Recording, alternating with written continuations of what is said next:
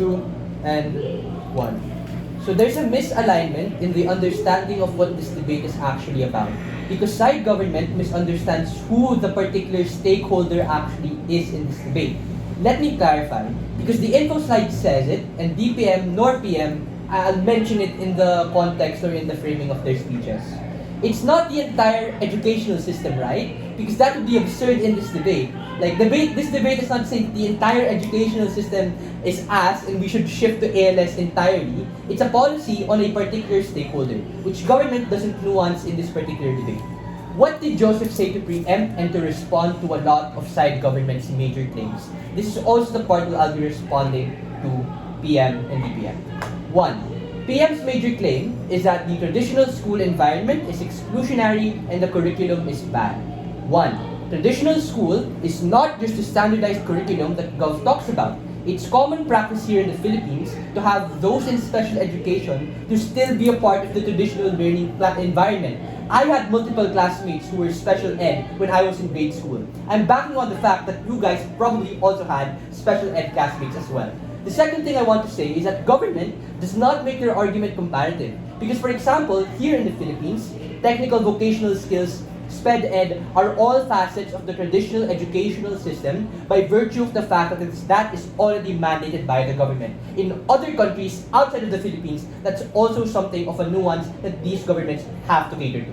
So, to be clear, those alternatives are already formalized, they are already incorporated within the traditional school environment, they are not ALS. The burden of government is to explain why ALS, which is not formalized and distinct, already from technical vocation and SPED Ed, is going to be better and less of a bad thing.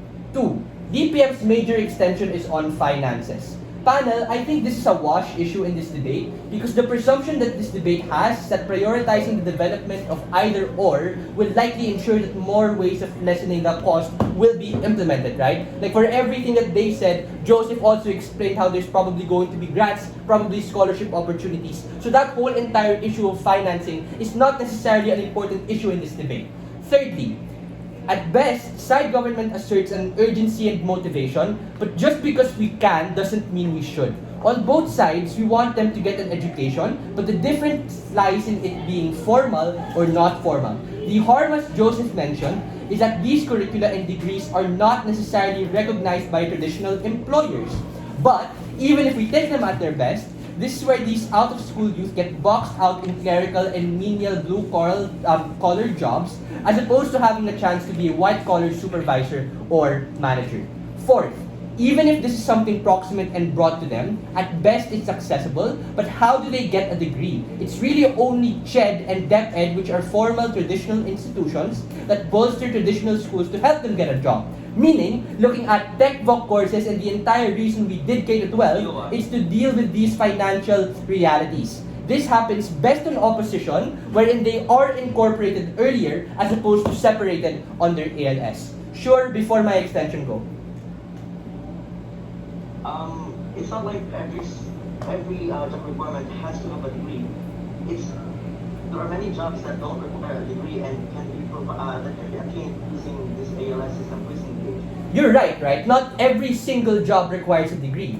But the pathways into getting those particular job opportunities already exist in the traditional school environment. Like TechVoc, something like that is incorporated into K-12, is something that is in the traditional learning environment. That is not the comparative that has to be defended by side government. What's my extension? As this is a policy motion, while the state is far more likely to be successful in ensuring these out-of-school youth and young adults are better and more proximately able to get job opportunities in the future, if this extension is correct, we win just on matter of probability of success in actually making these people better. Why is this true? The first reason I have, or the first mech I have, is on account for the current support mechanisms that already exist. What are the current support mechanisms that exist in traditional school? Currently, in status quo, there exists counseling in our traditional school environment that allows the school to aid and support those who have a bad track record and who are financially unable to be consistent in pursuing their education. Why are these support mechanisms comparatively better? Because on the comparative, these systems are a lot more structured and are able to be integrated into all the other parts of the school's curriculum as mandated by the government who handles education. Like, I know this sounds boring, but I really can't stress enough how hard it is for the poor to get proper accreditation in order to integrate themselves. Sorry? Alex, you're cut off that the why the support mechanism is not comparative. Okay. The why is it comparatively better? That part? Yeah, just to be clear, this is where my time is at. Yes. It's at 5:12. Okay. Restarting in 3, 2, 1.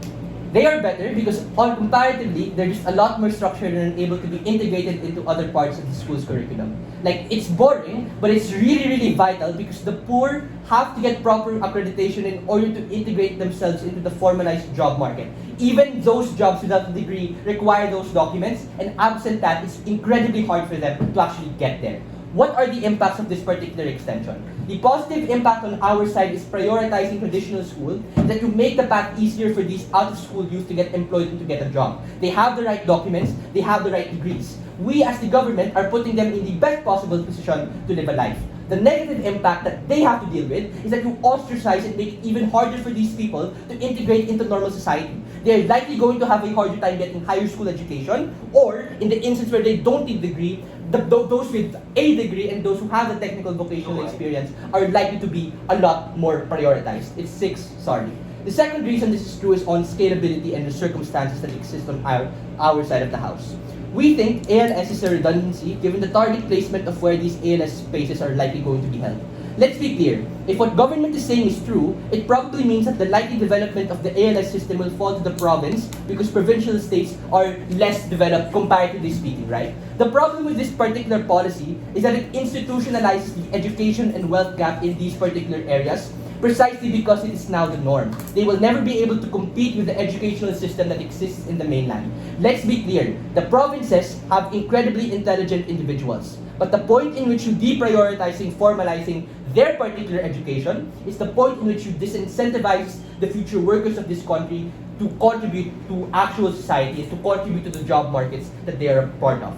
So, the traditional schooling system isn't perfect. We agree. There's a lot of very, very slowness in regards to how it works. But at least on our side, if we are able to prioritize its development and to actually entice more people there, it's going to be a lot more fruitful for those out-of-school youth. All of those reasons, very, very proud to oppose.